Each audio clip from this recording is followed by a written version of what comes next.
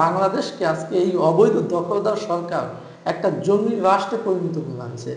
আপনারা তো নিউজই করতে পারেন না যারা সাংবাদিকতা করেন।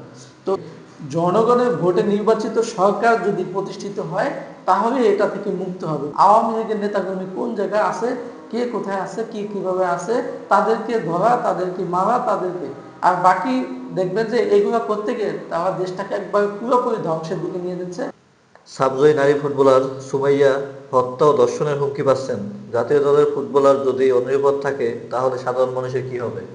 এর থেকে কি আশা করেন? বাংলাদেশে যে দেশ একটি জঙ্গি রাষ্ট্র পরিণত হয়েছে, যে দেশ মৌলবাদে পরিণত হয়েছে, যে দেশ আপনার হচ্ছে গিয়ে একটা অবৈধভাবে দখলদার সরকার হয়েছে, তার কাছ থেকে দেশ পরিচালনা এবং তার কাছ থেকে ভালো কিছু আশা করা তো আমাদের প্রশ্নই আসে না।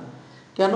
আজকে একটা সাধারণ মানুষ তো অনেক পরের ব্যাপার, একটা জাতীয় দলের নারী ফুটবলার সুমাইয়া, তার জীবনের নিরাপত্তাও তিনি পাচ্ছেন না, তিনি ধর্ষণের হুমকি পাচ্ছেন। এটা একমাত্র কারণ হচ্ছে বাংলাদেশের বর্তমানে আইন শৃঙ্খলা পরিস্থিতি একবারে লাজুক এবং বাংলাদেশকে আজকে এই অবৈধ দখলদার সরকার একটা জঙ্গি রাষ্ট্রে পরিণত করে আনছে। যার কারণে আজকে যেখানে সেখানে হত্যা, গুম, খুন, রাহাজানি, ধর্ষণ, কি না হচ্ছে, দখলবাজি, চাঁদাবাজি, সব কিছু হচ্ছে এই বাংলাদেশে। আপনাদের একটু বলি, ধর্ষণের কথা বলেন, আসলে ঠিকই তো, সাধারণ মানুষ কোথায় যাবে বা সাধারণ মানুষের কি হবে? তাদের সন্তান সন্ততি বা মা বোনদের নিয়ে তো সবাই চিন্তিত। কেন?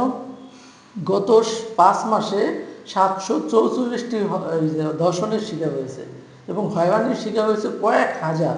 আর দ্বিতীয় বিষয় হচ্ছে, গতকালকেও একজন মহিলা হোটেলে গণধর্ষণের শিকার হয়েছে, সেটা নিউজ 6 আপ। অর্থাৎ আজকে বাংলাদেশ একটা পরিস্থিতির মধ্যে আছে, এদিকে কারো নজর নাই। এই সরকারের দেখবেন যারা এই লুচ্চা, বদমাশ এবং হচ্ছে আপনার অবৈধ দখলদার সরকার, চিটার বাটপার অবৈধ উপদেষ্টা এই ডক্টর মোহাম্মদ ইউনূস এবং তার দোসর যারা রয়েছে, তারা দেখবেন হেসে হেসে হেসে বলে বাংলাদেশে কিচ্ছুই হচ্ছে না, বাংলাদেশ খুব ভালো আছে, বাংলাদেশে কোনো ঘটনাই ঘটে না। অথচ বাংলাদেশে প্রতিদিন হত্যা হচ্ছে, প্রতিদিন ধর্ষণ হচ্ছে, প্রতিদিন খুন হচ্ছে, মা বোন ভাই বোন যে যেখানে আছে কারো কোনো নিরাপত্তা নাই। আমিও আমার জীবনের নিরাপত্তা নিয়ে হুমকিতে আছি। আপনারাও সাংবাদিকতা করেন, আপনারা তো নিউজই করতে পারেন না যারা সাংবাদিকতা করেন। তো এই হলো বাংলাদেশের পরিস্থিতি। বাংলাদেশকে একটা গণতান্ত্রিক রাষ্ট্রে পরিণত করতে হবে এবং অবৈধ, অসাংবিধানিক এবং দখলদার সরকারকে হটিয়ে জনগণের ভোটে নির্বাচিত সরকার যদি প্রতিষ্ঠিত হয় তাহলে এটা থেকে মুক্ত হবে। কেননা আপনার একটা বিষয় বুঝতে হবে যে এই সরকার তো কারো কাছে জবাবদিহিতা করতে হচ্ছে না। তারা দেখবেন একটা প্রেস মিটে এসে আওয়ামী লীগের নেতাকর্মী কে কোন জায়গায় আছে, কে কোথায় কি করছে সেটা নিয়ে তারা পড়ে আছে, কিন্তু এই দেশের মানুষকে যে হত্যা করা হচ্ছে, গুম করা হচ্ছে, ধর্ষণ করা হচ্ছে, সেদিকে তাদের কোনো নজর নেই। অর্থাৎ আইন শৃঙ্খলা পরিস্থিতি যে উন্নয়ন করতে হবে, দেশের উন্নয়ন করতে হবে বা দেশের ভাবমূর্তি সারা বিশ্বে ঠিক করতে হবে বা দেশকে একটা ভালো জায়গায় নিয়ে যেতে হবে, খাদ্যে মানে সংকট যাতে না হয় সেদিকে লক্ষ্য রাখতে হবে। সামনে ঈদ আসতেছে, রোজা আসতেছে, এগুলোর দিকে তাদের লক্ষ্য নেই। তাদের লক্ষ্য শুধু আওয়ামী লীগের নেতাকর্মী কোন জায়গায় আছে, কে কোথায় আছে, কি কিভাবে আছে, তাদেরকে ধরা, তাদেরকে মারা, তাদেরকে আর বাকি দেখবেন যে এগুলো করতে গিয়ে তারা দেশটাকে একবার পুরোপুরি ধ্বংসের দিকে নিয়ে যাচ্ছে আর গৃহযুদ্ধের দিকে নিয়ে যাচ্ছে।